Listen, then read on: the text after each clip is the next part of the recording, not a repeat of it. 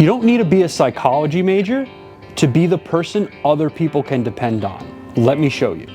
A lot of times people get caught up in this idea that you have to have all of the solutions and you have to have all of the answers to be able to help other people out, when in reality, you just have to be able to listen and ask the right questions. Often when people are coming to you, they're not necessarily looking for the answer, but rather the space to come up with the answer themselves.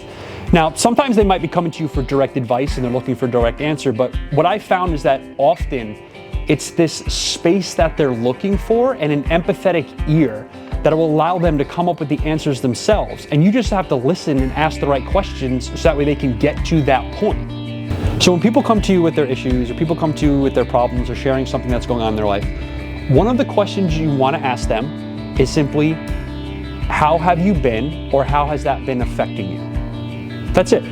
That's all you have to do, and then let them take the ball on you. This gives them the opportunity to explain to you and themselves what it is that's going on in their life.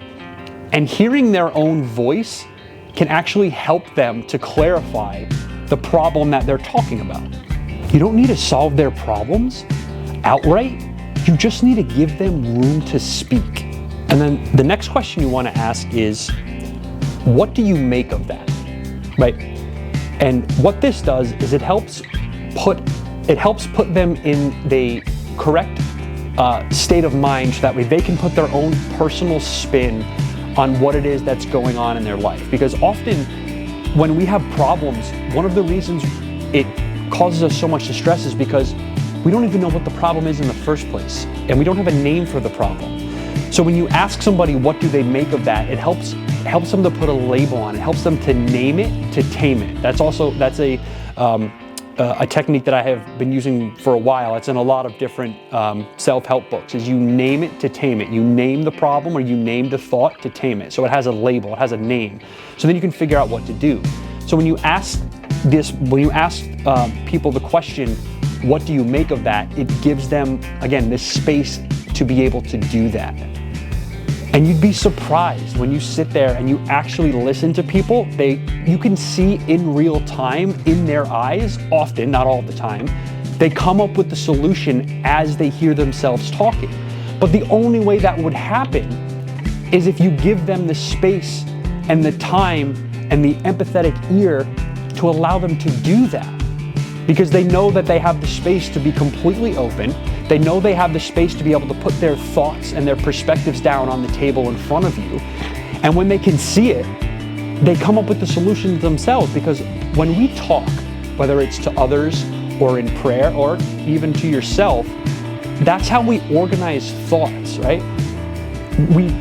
By speaking them out loud, it helps us to put some level of clairvoyance and organization to it. So I'm encouraging you, when people come to you with their issues and with their problems, you don't have to have everything figured out in your own life, and you don't have to figure out their problems either. Let them figure it out themselves, all right?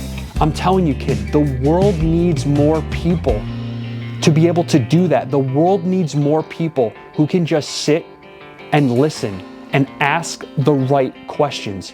You ask, how have you been, or how have you been holding up? How has that been affecting you? And tell me more. That's it. That's all you have to do. And so often I see so many things going on in my personal life, in the world, and so many people they're focusing so much on the problems and so much on the turmoil and so much on the tension and not enough room on the solutions. And how do we spend time on the solutions? By talking to each other and others and giving each other the space to do that, rather than just screaming at the top of our lungs on what we think is wrong. And as I said, I want people to be encouraged to realize you don't have to have it all figured out to help out other people. You don't have to feel like a leader. You don't have to be intelligent or articulate or someone of high intellect to be able to make a difference in this world. You just need to listen. And I'm telling you, we need that now more than ever. Just show up.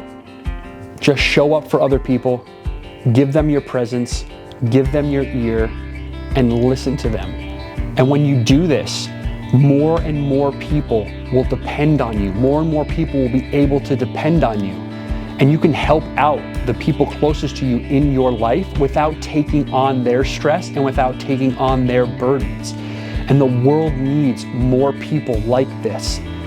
The world needs more people who can give support to others even though they need support themselves, right? We can do both at the same time. And I know life doesn't always give us answers, but it gives us these moments and it gives us these opportunities that we can use to create lighthouses and tools that we can use later on down in life, both for ourselves and for other people, okay? If that sounds like something you're interested in, hit that subscribe button and remind yourself, you don't have to have it all figured out to be a leader. You don't have to have all of the answers to help somebody else out. You just need to give them the space to be able to do that. You don't have to give direct statements. You don't have to give them the treasure map to whatever it is that they're looking for in their life. You just need to give them the space to find it themselves, okay? You can still be a leader. You can still be the person other people can depend on. And you can be the person that you can depend on. You'd be surprised on how that works. The more that you can give to other people, then the more that you actually learn that you could give to yourself.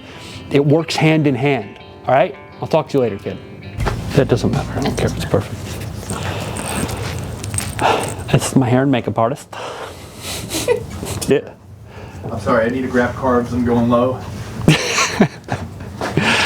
I think you're...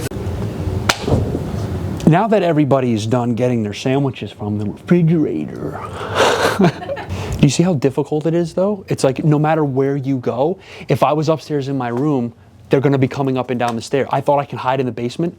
That they decided now's the best time to come downstairs to go into a refrigerator.